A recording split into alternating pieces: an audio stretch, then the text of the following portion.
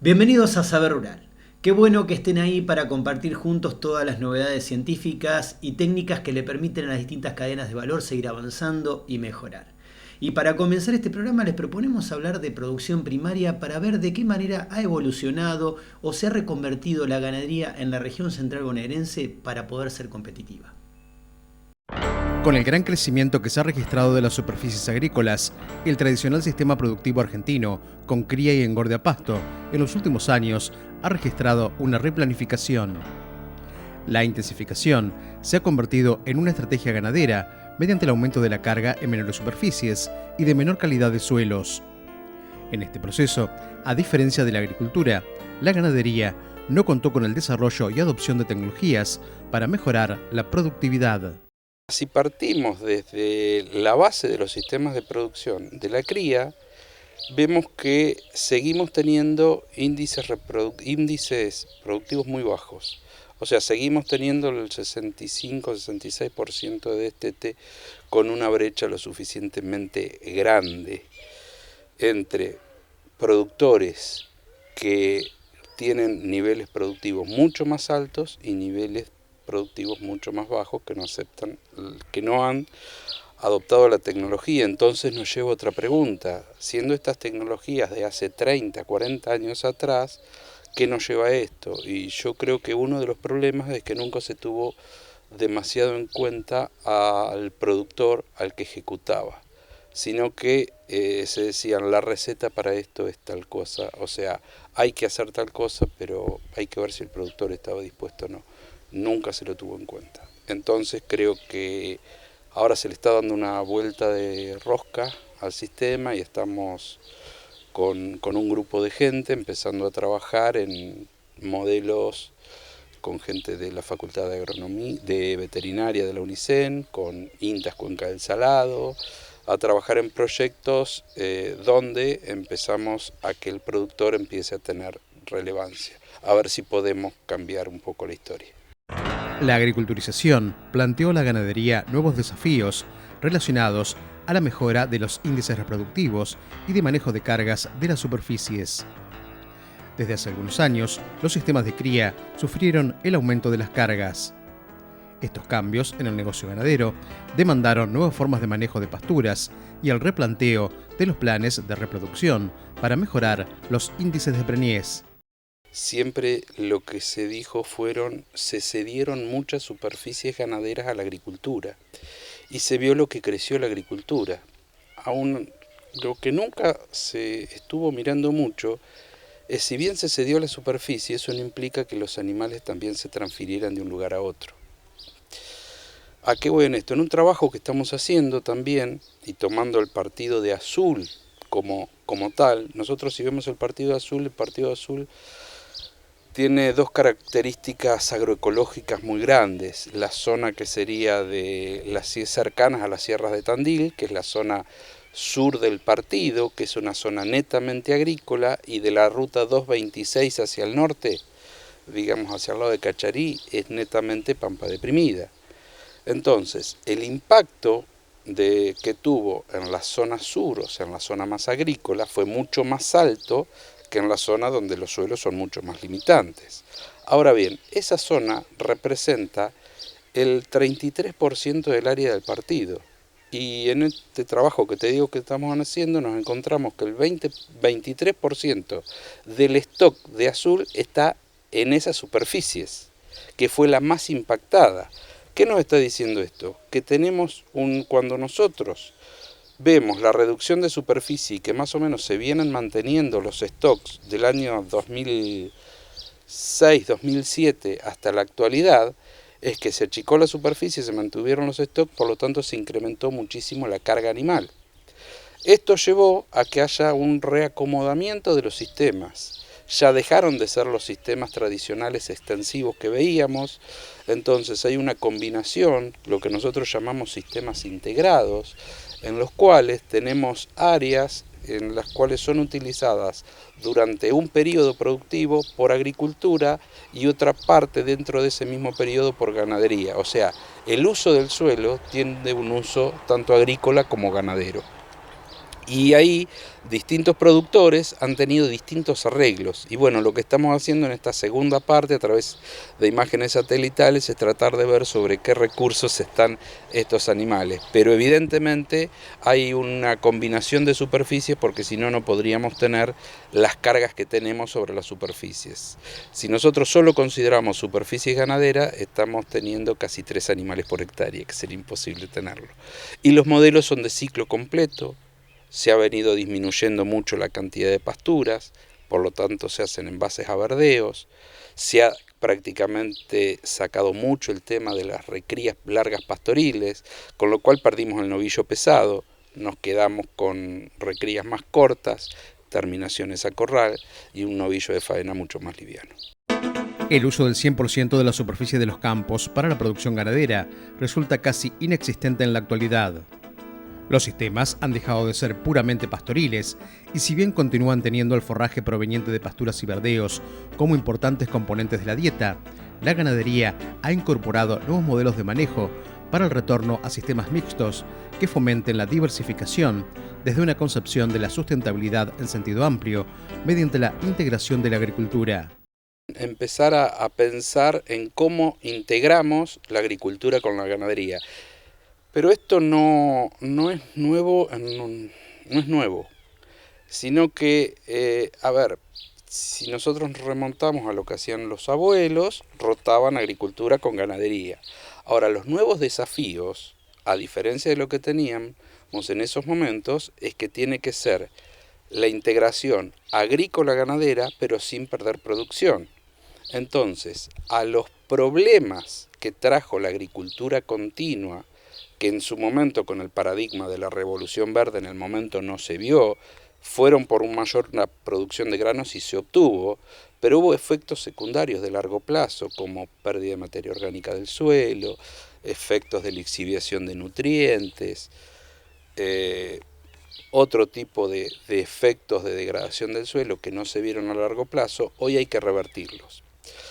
Tanto en parte de Asia, Europa, Estados Unidos e incluso Brasil se viene trabajando en esto de lo que es la agricultura o los sistemas integrados agrícolas ganaderos, como venía comentando. Y eso se basa a que una de las cosas que se perdió con la agricultura industrial, digamos, es la variabilidad, la heterogeneidad. Entonces lo que traemos es incorporar ganadería a esos modelos. Al incorporar ganadería incorporamos variabilidad, heterogeneidad, cultivo, suelos cubiertos y un mayor ciclaje de nutrientes. Todo eso está basado más que nada en mucho manejo de procesos, más que de insumos, y eso nos ayudaría por lo menos a mantener la materia orgánica del suelo y a mejorarla, sin afectar las producciones agrícolas, con lo cual diversificamos producción y ahí mantenemos el ambiente.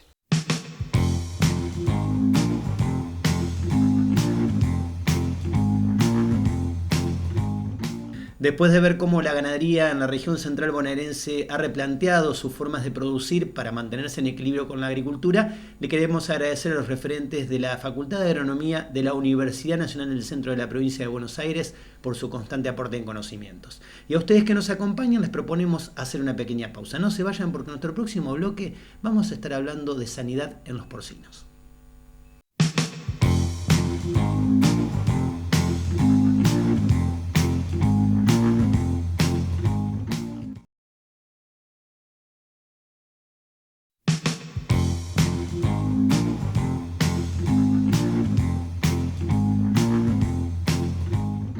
Si bien no es una enfermedad que afecte al hombre, el PIRS es una afección que pone en serio riesgo a la cadena de valor productiva porcina. Es por eso que a través de una entrevista remota con un especialista les proponemos ver cómo la genética puede ser una barrera. Entramos en tema y vamos a la nota. En Argentina, los sistemas productivos porcinos han incorporado genética adaptable a las condiciones agroclimáticas provenientes fundamentalmente de Brasil. Mediante la inversión de líneas genéticas y la planificación del manejo integral de los cerdos, el sector registró una tendencia hacia la intensificación. Contemplando los riesgos que implican la ausencia de un plan de contingencia frente a las amenazas sanitarias globales, el ingreso de genética de otras regiones se presenta como un foco de atención.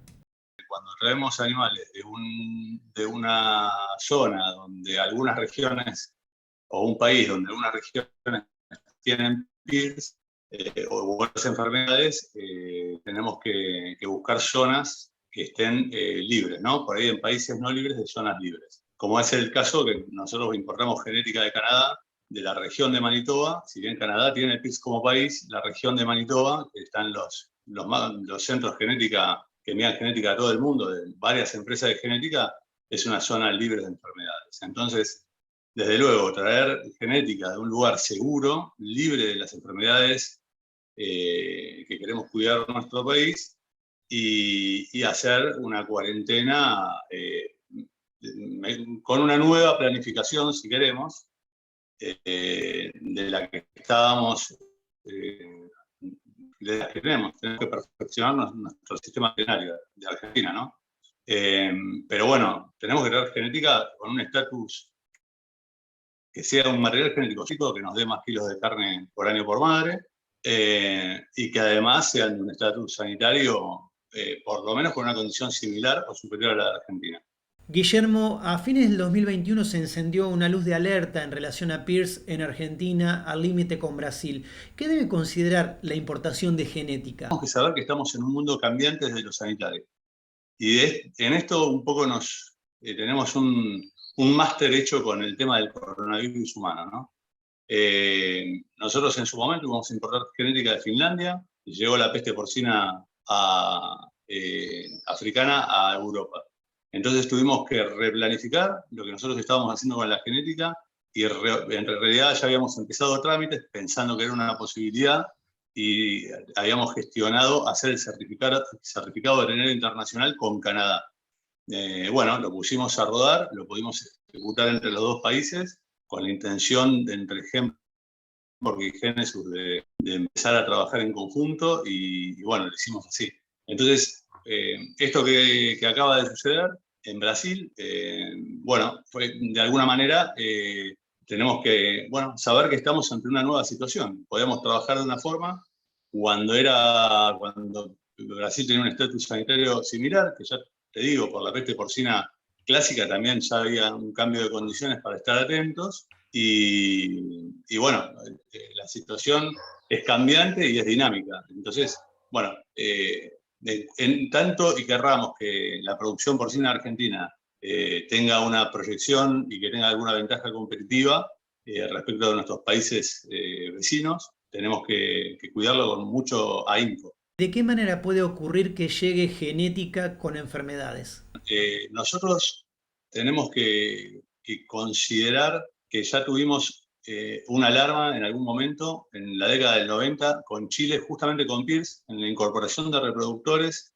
Al momento de la incorporación estaban muy bien realizados los protocolos, porque cuando fue SENASA a sangrarlos a Chile, los reproductores, ya había saltado que tenían PIRS en aquel momento, y por suerte no se incorporaron, con lo cual evitamos el ingreso en la década del 90 de PIRS. O sea, SENASA, mediante sus sistemas que había establecido, pudo detectar PIRS y evitar que ingresen al país. Bueno, la realidad es que Brasil ha sido mayormente el principal importador hasta hace 2 años, que nosotros logramos el certificado de veterinario internacional, el cual todas las empresas genéticas se pueden proveer. Entonces se estableció un marco en el cual la genética se podía traer de Brasil, que tenía misma condición sanitaria. Por lo pronto eso lo deberán debatir los servicios sanitarios MAPA por Brasil y SENASA por Argentina, cómo queda la situación actual. Y entonces, ¿cómo se hace para reducir las posibilidades de ingreso de genética con ciertas afecciones? Cuando nosotros importamos, cualquier empresa de genética importa abuelas en vez de F1, que es la cruza de esas abuelas, reduce al 10% la posibilidad de ingreso de enfermedades.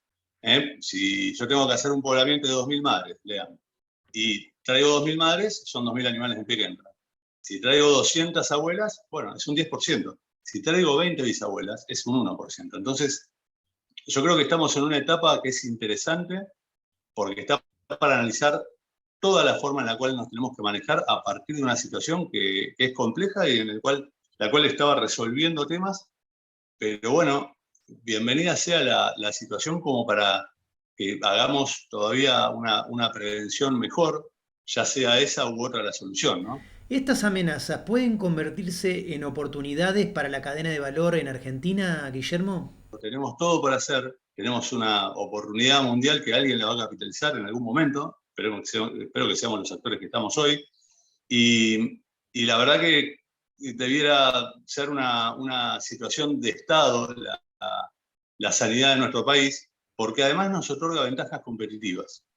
¿Qué ventajas competitivas? Argentina es un país que tiene un marco sanitario y algunas fortalezas que nos permite pensar en que nosotros no solamente podemos exportar carne. Nosotros, si vos te pones a analizar seriamente, Argentina es un país que tiene posibilidades para el desarrollo de genética para exportación, porque la situación sanitaria lo da, porque la región necesita ser provista. Entonces, tal vez esta situación que estamos pasando se transforma en una enorme oportunidad para nuestro país. Nosotros creemos de la empresa que la situación sanitaria es clave. Desde luego que hay que rápidamente trabajar porque tenemos que seguir pudiendo desarrollar la genética en la productividad que está y no perder la genético. Ya logramos hace 2 años, en el 2019, con nuestra primera importación de semen congelado, proveernos desde Canadá de los mayores núcleos de genética del mundo. Otras empresas lo han capitalizado. Entonces, eso es bueno. Bueno, tenemos que rápidamente ir encontrando soluciones. Guillermo, ¿y la importación de genética congelada brinda algunas ventajas en relación a la bioseguridad? Traer la genética congelada para nosotros es la forma más segura, primera y principal. Cuando viene el tanque de semen congelado de Canadá, se hace una PCR sobre el semen. Es el único caso que en PIRS es determinante, ¿no? O sea, una PCR sobre el semen es determinante si ese semen le puede transmitir PIRS a tu país. En el caso de que tuviéramos la poca suerte de que ese semen tuviera PIRS, ese tanque de semen, estamos hablando de 1 metro cúbico, es fácilmente desechable, digamos, ¿no? O sea, se puede eliminar de forma muy segura y con un costo lógico. Entonces es un plan muy seguro. O sea, ya cómo se planificó el ingreso de la genética fue parte de tener una contingencia ante un evento, porque somos conscientes que puede haber cambios de estatus sanitario en el mundo que está absolutamente dinámico, ¿no? En Italia, bueno, hubo casos de peste porcina africana en este caso, en Europa estaba evidentemente avanzando la peste, y las enfermedades son difíciles. Después, nosotros ingresamos semen de bisabuelos para hacer el desarrollo de nuestra genética original, que ya viene con un proceso de mejoramiento súper marcado. Y bueno, creemos eso, ¿no? Que la contingencia es tener un plan de desarrollo genético dentro del país para poder mitigar complejidades fuera del país. Nosotros tenemos 7 años por cómo estructuramos las familias con el genetista, haciendo unas nuevas relaciones de cuando se cría entre los individuos de las familias puras, y si hay una contingencia tenemos 7 años como para poder sostener un mérito genético adecuado y tener esa contingencia, ¿no? Podernos rearmar, reestructurar, rever la situación sanitaria o eventualmente cambiar el país de donde nos proveemos de genética.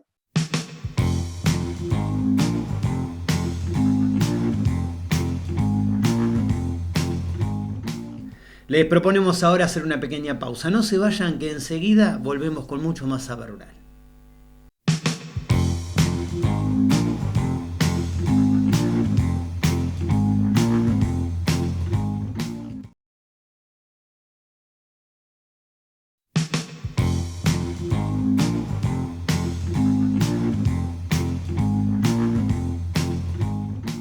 En la producción agrícola y en lo relacionado a la siembra es muy importante poder mantener la calidad de las semillas. Y en el siguiente informe les contamos cómo se las puede conservar.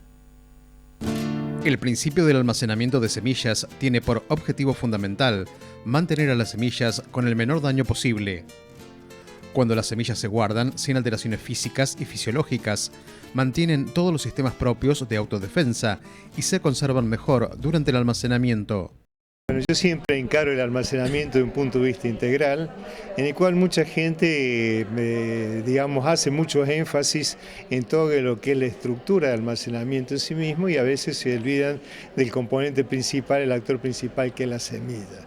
Yo creo que en este aspecto, yo siempre el almacenamiento lo divido en dos puntos principales. Uno, la semilla en sí mismo, porque la semilla en sí mismo es un factor preponderante en el almacenamiento, en su comportamiento en sí misma. La semilla de por sí se deteriora a través del tiempo, un deterioro que es inevitable, que es irreversible, y eso depende mucho de la calidad de la semilla. Y esta calidad está referida a una calidad genética. Dentro del maíz, por ejemplo, sabemos nosotros que el maíz colorado duro es mucho más resistente al deterioro que un amarillo. En soja hay una variabilidad tremenda en cuanto a la permeabilidad, del tegumento, que hace que una semilla de una variedad sea más resistente a otra. Y después todo lo que son los procesos del cultivo, es decir, toda semilla que proviene de un cultivo estresado, ya sea por agente biótico o abiótico, produce una semilla mucho más débil y desde luego que el comportamiento en el almacenamiento va a ser mucho más difícil. Entonces parto siempre del precepto de la medicina preventiva. Hay que tratar de lograr un cultivo fuerte, muy sano y que dé una semilla de altísima calidad, que es el principio básico. Cuando una semilla tiene un buen comportamiento desde el punto de vista genético en su misma, constitución, que es una semilla generalmente resistente al deterioro y proviene de un cultivo, perfectamente llevado a cabo, tenemos una semilla ya de una textura fisiológica muy, muy fuerte. Y después el otro factor que es muy preponderante es el tema de la cosecha. Desde luego a veces logramos un excelente cultivo a campo y después por una mala regulación de la cosecha o podemos infligir mucho daño mecánico, que sucede muy a menudo o a veces sobre todo en soja o en trigo, y desde luego el tema del factor de limpieza, que es totalmente dependiente de cómo se regula la máquina cosechadora. Argentina posee tecnología para mejorar la calidad de las semillas y de los granos producidos. El proceso comienza antes de la siembra, continúa con los cuidados durante el desarrollo del cultivo, la cosecha en el momento oportuno y un eficiente acondicionado y almacenaje de los granos bajo el concepto integral de calidad. El desarrollo de semillas ha evolucionado con la aparición de materiales genéticos resistentes a plagas, insumos y enfermedades.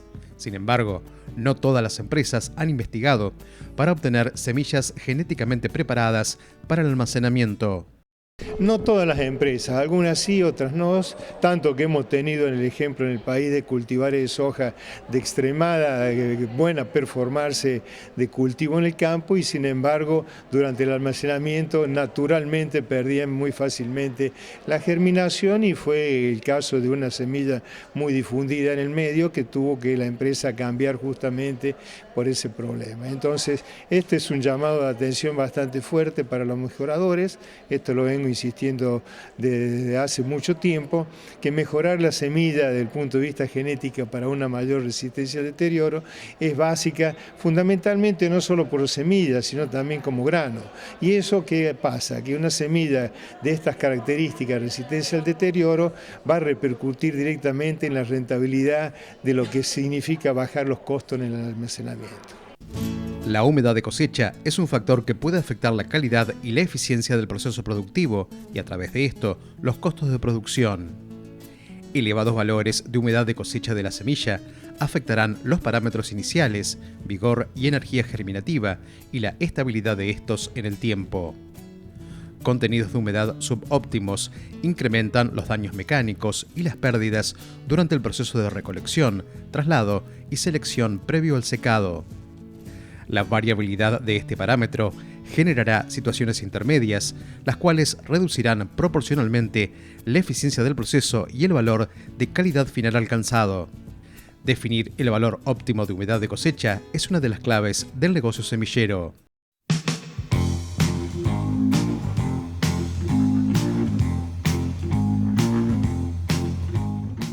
Amigos del campo, de esta manera llegamos al final del programa. Muchísimas gracias por habernos acompañado una vez más. Nos vamos hasta dentro de una semana, cuando los estaremos esperando para compartir nuevamente junto a ustedes mucho más saber rural. Hasta entonces.